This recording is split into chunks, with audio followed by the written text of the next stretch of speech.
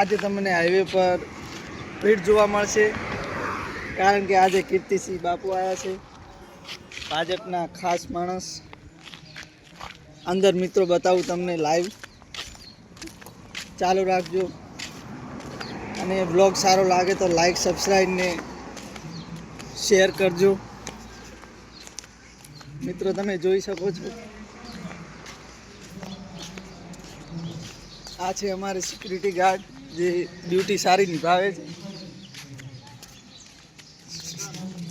કેને કે ખેતર મળ્યું હતું?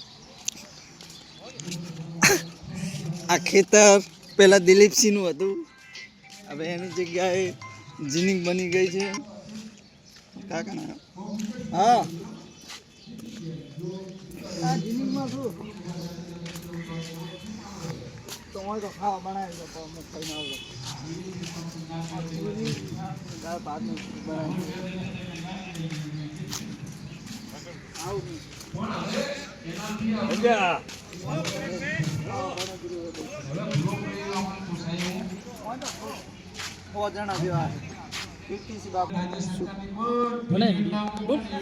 મિત્રો તમને કીર્તિસિંહ બાપુની ગાડી બતાવી દઉં. પહેલી તો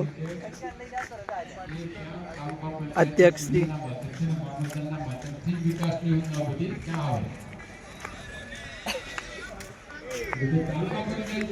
આ છે અધ્યક્ષની ગાડી, બનાસકાંઠા જિલ્લા ભાજપ સદસ્ય.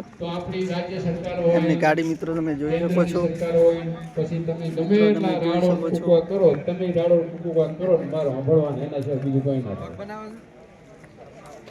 પછી અમારા ગામમાં ગ્રાન્ટ નહીં, અમારા ગામમાં રોડ ના થયો, અમારા ગામમાં મારી બાકી રહી ગયું, હારી બાકી આ બાકી. પછી કોઈ મને કોઈ ના કહેતા હું જાહેરમાં પુકાર કર. શિવરી મેં કીધું છે ને, ખીમાણા મેં કહું છું તમે કોઈ હું સાંભળીશ પણ પરિણામ કઈ ના આવે. એનો કહેવાનો મારો મતલબ એ છે, હું તમને કઈ ઉપયોગી ના થઈ શકું.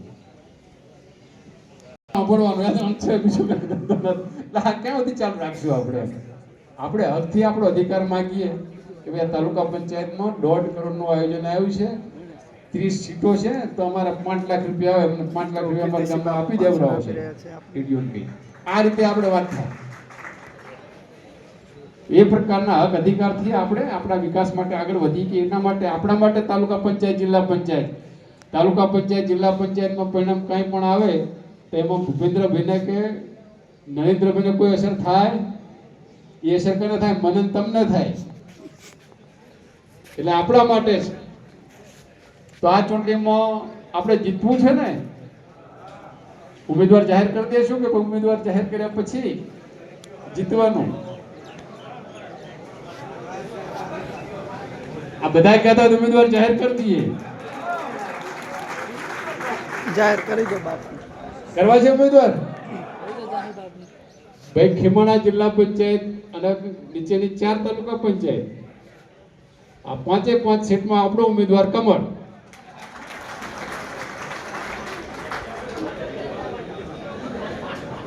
તો એ જ આપણો ઉમેદવાર. બીજા તમે ઉમેદવાર માનશો નહીં તો પ્રતિનિધિ છે.